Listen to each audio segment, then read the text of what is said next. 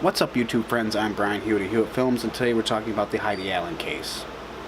Now, one of the three suspects, the new suspects, the old suspects, they weren't suspects to me.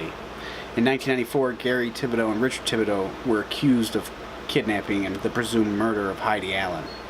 And there was no evidence on either of those two guys, and one of them died in jail, an innocent man. So I don't consider them ever even being suspects. But the three new suspects that came out in 2014, Michael Bohrer, Roger Breckenridge, and James Steen, makes more of a, I'd say, motive. The guys were drug dealers. She was a confidential informant to the police. Makes sense to me. What's creepy about this new evidence, this Michael Bohrer guy, he was a self-proclaimed investigator on the Heidi Allen case.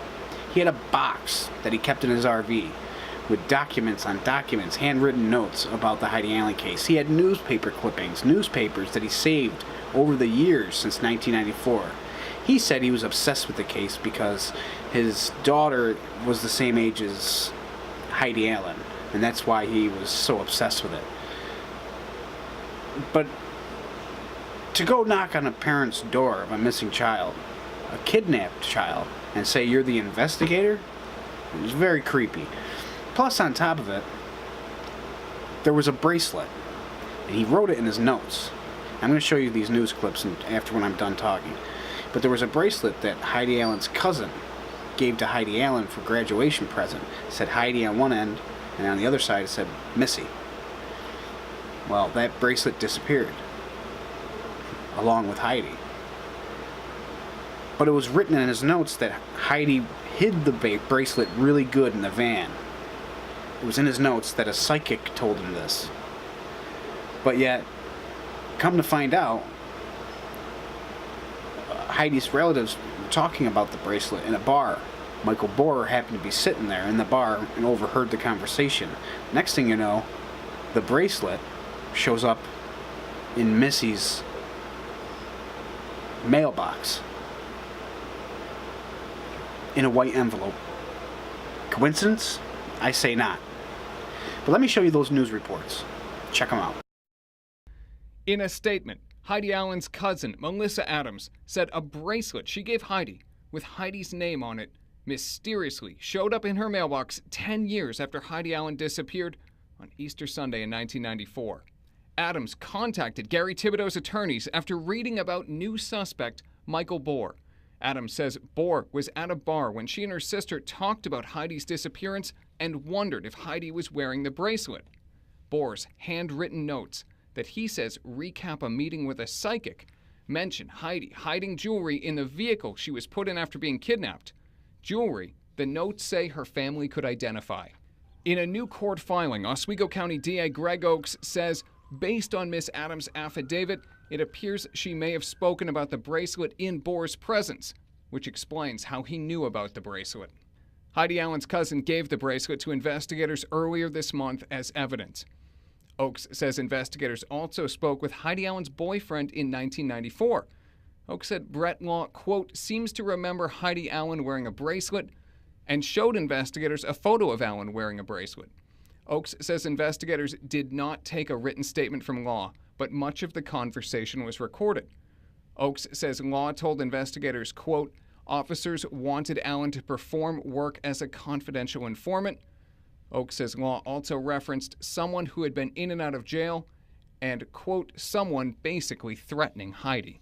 Michael Bohrer has denied any involvement in Allen's disappearance. It will be up to the judge overseeing Thibodeau's appeal to decide if additional witnesses can be called relating to these new statements. For now, reporting from Syracuse, I'm Alex Dunbar.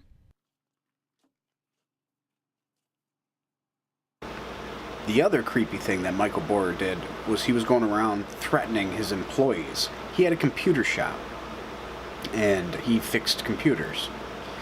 And these employees worked for him, and he was threatening them, saying that, I'm going to do you like I did Heidi. And a girl testified about that.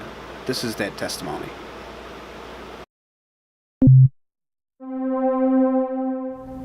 He would tell us several times that he would do us like he did Heidi. Do you recall the time period in which he was making these comments to you?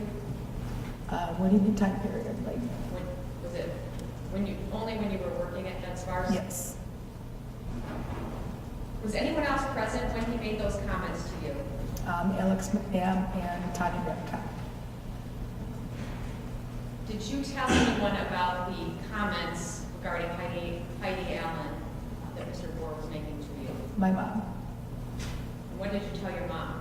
I just told her that he would always threaten us like he, to do us that he did Heidi. What made you quit your employment at Netsparks? That exactly. How long did you work for MedStar? Not even a year. Was it closer, is that 3 months, 9 months, do you have a ballpark estimate? I'd say about 6 to 9 months.